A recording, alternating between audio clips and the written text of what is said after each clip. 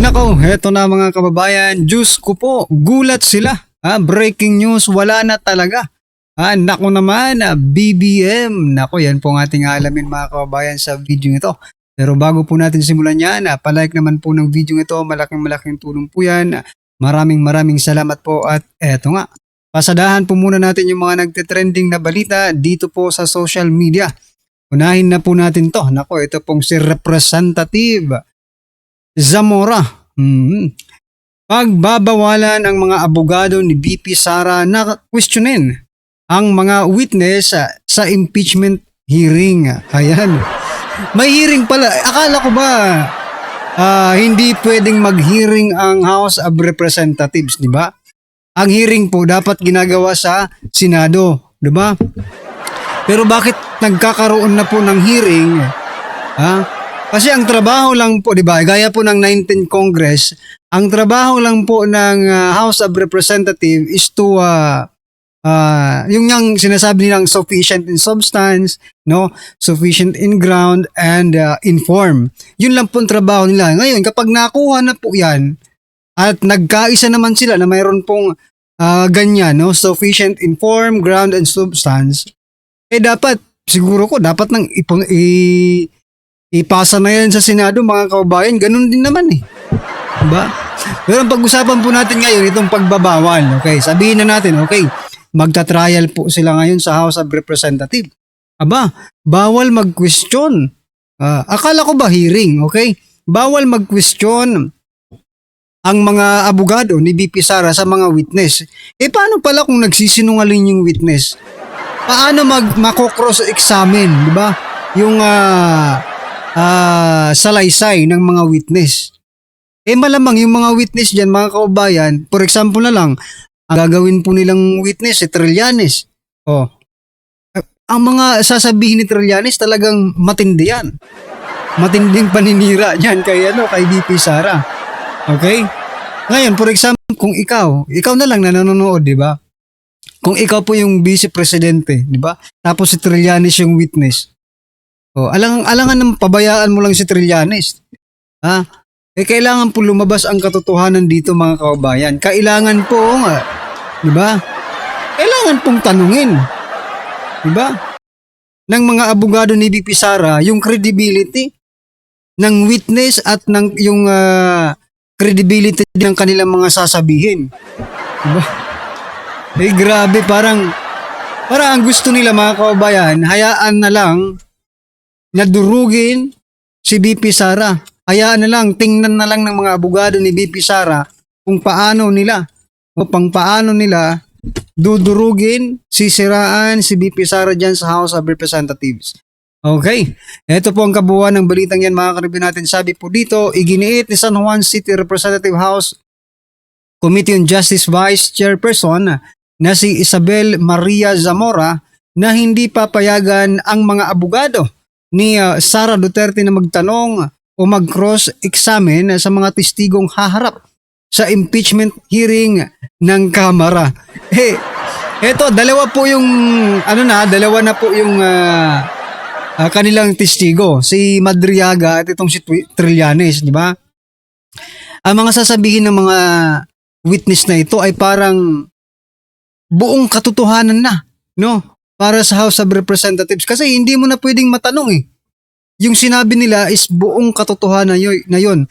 Pure truth, kung baga, di ba? Hindi po sila nagsisinungaling para po dito sa mga House of Representatives na miyembro po. Lalo na itong si Vice Chair, no? Ng House Committee on Injustice. Ayan, Ayon pa kay Zamora, ang kasalukuyang pagdinig ay bahagi pa lamang ng preliminary investigation, kung saan tinutukoy pa lamang kung may sapat na basihan ang impeachment complaint upang ito ay umusad. Ayan, di ba? Pero may witness na po sila, May witness na po sila. Okay. They are not allowed to ask a question for the very reason that this is a preliminary investigation. And even in a prosecutor's office, the parties of their counsels are not allowed to do that, ayon po kay Zamora. Ayan na. Pero eto, sumabog po sa galit ang ating mga kababayan dito po kay Zamora. O ito po, sabi po ni Jing, Kangaroo Court, ayan, hiding something, aba. Sabi naman po ni Butch, it's called one-way traffic, no? Do not enter the dragon. Sabi po ni Joseph, gonggong talaga. Kahit sino, kahit magtataho, pwede ninyong kuning witness, total bawal questionin, totoo. So, but we are not discriminating na magtataho, ha? Marangal pong trabaho yan, mga kababayan. Okay? Sabi po, ako minsan din akong nagtaho mga kaorbi natin, no? Minsan din po tayong nagtinda ng taho. Alright? Sabi po ni Rodel, so bakit pa a-attend kung lahat pabor sa inyo? Correct, di ba? Bakit pa? Bakit pa kayo mag-drama-drama dyan kung wala nang pabor na sa inyong lahat? Ipasan nyo na yan sa taas, sa higher house, sa upper house. Diba? Para matapos na yan. Pinaglululoko nyo ang taong bayan Anyway, ano po ang inyong opinion dyan, mga karabin natin? Just comment down below. At eto, kasi ito, pasadahan din po natin. Ito pang isa, ha? Ito naman pong si Tino. Representative Tino, sinasabing pamilya Duterte ang pinakasalot na dinastiya sa bansa. Hindi ko alam kung mag-a-agree sa'yo mga Pilipino, ha? Mamaya, babasahin natin sa comment section kung agree ba ang mga Pilipino sa sinasabi ng taong ito, no? Na ang pamilya Duterte daw ang pinakasalot na dinastiya sa bansa. Paano lang pala yung Marcos, di ba? Yung Marcos may history ng corruption and until now, at the present time, mga karabin natin, may corruption pa rin nangyayari. Hindi mo sila masasabing, di ba? Hindi mo sila masasabing pinakasalot na dinastiya. Unahin natin si President Bongbong Marcos Jr., di ba? Or yung Marcos Sr., Marcos Jr., pati si Sandro Marcos, di ba? Si Sandro Marcos po may pakana ng ng Maharlika Fund, di ba? Pagdating naman po kay Romualdez, di ba? Romualdez sa flood control scam. Maging si President Bongbong Marcos Jr. ay kasali rin, di ba? So, I think nasa ibang planeta itong si Representative Tino, no? Okay ka pa ba? Nagtatanong lang po mga kaubayan kung okay pa ba itong si Representative Tino kasi parang iba na po ang takbo ng utak niya, mga kaubayan. Ito, papatunayan po natin mali itong si Tino sa pamamagitan po ng mga komento ng ating mga kaubayan. Ito sabi po dito ni Rodel, mas worse yung party list mo kuno. Worthless Ayan Ikaw yata yan, crooks. In other way around, face the mirror and tell it to yourself. Tama, di ba? Bago mo husgahan ang mga Duterte, ayos yung sarili mo muna. Ayusin mo muna yung sarili mo. Kasi tingnan nyo i-compare nyo po yung Davao at saka yung Ilocos Norte, no? Kung ano po ang mas maunlad, mga karibyo natin, i-compare kayo na lang ang bahala. Kasi, by comparing it, mga kababayan, masasabi talaga natin, kanino bang dinastiya? Kung dinastiya man ang pag-uusapan natin, no?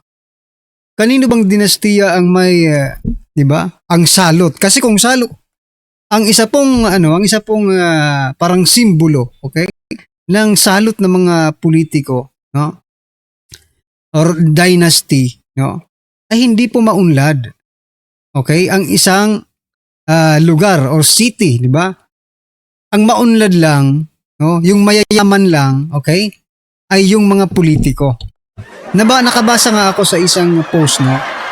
Bakit daw ang Pilipinas daw, mga kaubayan, no?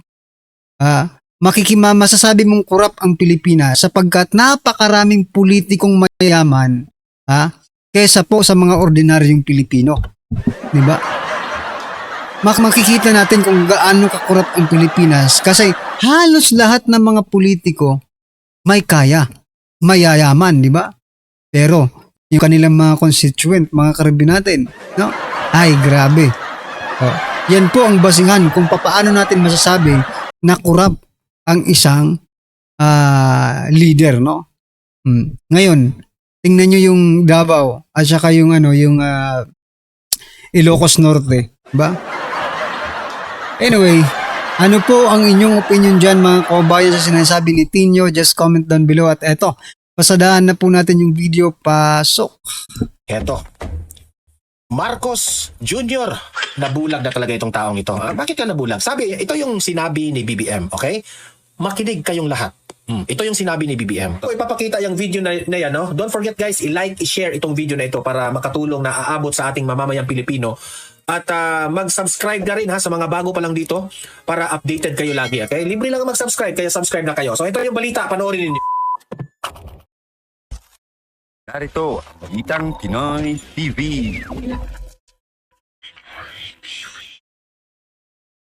Okay, heto. Marcos Jr. o itong si BBM, no? Nabubulag na. Nabulag na itong si BBM. Bakit ba nasabi nating nabubulag na itong si BBM? Kaya sira na ang kanyang trabaho. Dito sa vlog na ito, ipapaliwanag ko sa inyo bakit nabulag na itong si BBM at nasira na ang kanyang mga trabaho bilang presidente ng Pilipinas. Ipapaliwanag ko dito. Kasi po, may statement itong si BBM na sabi ko, nasa katinuan pa ba itong si presidente na ito? Talaga ko, bulag na bulag. Grabe itong vlog na ito. Nabulag na talaga itong si BBM. Bulag na bulag or bangag na bangag? Baka bangag na bangag po, sir. Di ba? Iwanag ko sa inyo, huwag kayong bibitiw kasi po, meron po akong ipapakita sa inyo, no? Na mga nangyayari rin sa Davao. Okay? Meron po mga pangyayari sa Davao at kailangan nyo nung panuurin sa dulo kasi hindi ko pwedeng ibuhos kaagad sa intro yung mga magagandang eksena. Okay? So, yan. Tuloy-tuloy yan. Bakit ipapaliwanag natin bakit si Bongbong Marcos ay wala na talaga. Sabi ko sa inyo, ako na mismo ang magsabi sa inyo, taong bayan, no? Kung ano man ang status mo sa buhay ngayon, okay? Huwag na kayong umasa sa presidente natin. Yun lang ang maipapayo ko sa inyo. Hindi nyo dapat huwag kayong anong tawag diyan, huwag kayong kampante na matutulungan tayo sa gobyerno dito sa crisis na ating dinaramdam at dinadaanan natin ngayon. Okay? Kasi po, ito ganito yan. Meron po akong ipapakita sa inyong statement, okay, ni Bongbong Marcos. Bago natin ipapakita, bago ko itatalakay sa inyo, paki-like muna at saka paki-share para marami ang makanood at subscribe na kayo para updated kayo sa ating mga trending na balita. Okay, heto lang naman, ipapakita ko sa inyo ito, okay? Bang! Yan! Nabulag na talaga itong taong ito. Bakit ka nabulag? Sabi, ito yung sinabi ni BBM, okay? Makinig kayong lahat. Ito yung sinabi ni BBM. Marcos warns legacy may be erased if next leaders fail to continue reforms. Talagang, noong napakinggan ko ito, sabi ko, bulag na talaga siya. Tatagalugin ko para maintindihan. Si Marcos Jr. ay nag-warning na ang magiging sunod na presidente, okay, kung sino man ang magiging sunod na presidente kasi meron pong eleksyon sa 2028. Ayan kung merong eleksyon. Kung gusto nang mag-prime minister nitong taong ito, ayan kung merong eleksyon. Kasi nakakatakot pa kasi ang COMELEC hawak rin niya kasi yung si COMELEC Garcia ay dating lawyer yan ni BBM. So hawak niya. Sana naman, hindi mag-ambisyon na maging prime minister itong taong ito. Kasi kung mag-ambisyon ng prime minister, wala talagang eleksyon sa 2028. So, hoping, for the sake of argument, kung magkaroon po ng eleksyon ngayong 2028, si Bongbong Marcos ay hindi na pwedeng tumakbo ulit. Okay? So, syempre, hindi natin alam. Baka ang kanilang manok na sa mga loyalista, for sure, si Martin Romualdez. O kaya yung ambisyosong si John Vic Rimulya. Okay? So, given na sila yung magiging manok ng administrasyon. Okay? Okay. For the sake of example, si Martin Romualdez tatakbo sa 2028. Hindi siyempre sayang naman yung mga tupad-tupad nila, yung mga ayuda-ayuda nila, di ba? Kung hindi siya tatakbo. Kasi feeling ret rin itong si Martin Romualdez na alam niyang matatalo siya, siyempre tatakbo pa rin siya. Given na tatakbo itong si Martin Romualdez. At syempre, nag-announce na si VP Sara na tatakbo rin si VP Sara. tatakbo si VP Sara kalaban ni Martin Romualdez. Sa mga dilawan naman, ang kutob ko dyan, it's either kung magbago ang isip ni Leni Robredo, si Leni Robredo, or kung ayaw ni Leni Robredo, kasi nakita ko yung isang interview niya na ayaw niya because mag-focus muna siya sa Naga City. So walang iba kundi si Hontiveros ang tatakbo niyan. Kasi feeling giraling yun eh. I love Philippines. I love Philippines. Drama eh. Mahal ko ang Pilipinas. Mahal ko ang Pilipinas, Karina. Karina, mahal ko ang Pilipinas. Ganon yung mga interview, di ba? Okay. May example ako dyan mamaya.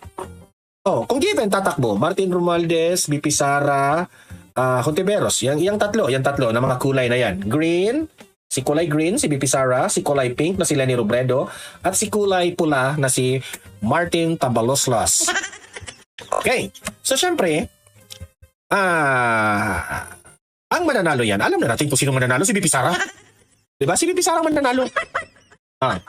Kapag si VP Sara raw ang mananalo sa 2028, nagbabala si BBM. Nagbabala si BBM na kung ang presidente ng 2028 ay pumalpak, kung pumalpak raw ang magiging susunod na presidente, masisira raw ang Marcos legacy. Talaga? Grabe no mga karibin natin. Hanggang ngayon habang nakikinig ako, ang haba-haba kasi ng intro ni Sir Don TV no patungkol po diyan sa legacy ni susunod na presidente. Ayan, ang haba. So sa haba ng sinasabi niya, iniisip ko ano ba talagang legacy ni President Bongbong Marcos Jr. Parang wala naman, okay? Pero may nabasa ako no? Sabi po, unang legacy ni President Bongbong Marcos Jr. ay ang yung pagpapaimbestiga, okay? Sa flood control scam, okay? Sabi ni si Clear yata 'yon, mga kaubayan. Correct me if I'm wrong, Okay. Tapos sabi naman po, pangalawa, okay? Yung una, yung pangalawa, yung mabilis daw na pag-aksyon sa oil crisis. Biruin mo, legacy pala yun, mga kaubayan. Yung nagtrabaho ka lang, okay? Yung ginawa mo lang yung trabaho mo, legacy na pala yun para sa kanila. Diba? Sa panahon po kasi ni former President Duterte, iba po yung natin Iba po yung understanding natin, iba po yung pagkakaintindi natin sa word na legacy. Pag sinabing legacy, yan yung talagang pag nakita mo, masasabi mong, Duterte yan. Ba? For example na lang, yung mga build, di ba? Yung COVID, Duterte legacy rin yun kasi na-survive natin di ba? Paano na lang kaya kung si Bongbong Marcos ang naging presidente? Malamang, masabi natin legacy rin yun kung konti na lang tayo ngayon. Ay, nako. Sabi kanina ni Sir Don Mar TV, no? Sabi niya, nabubulag na si Marcos. Para sa atin, no? Iba po. Bangag po, hindi bulag, kundi bangag. Ayan. Anyway, ano po ang inyong opinion, reaction patungkol po sa video ito, mga kaubayan? Just comment down below. At syempre, wag pong kalimutang i-like ang video ito. Malaking tulong po yan. Maraming salamat po.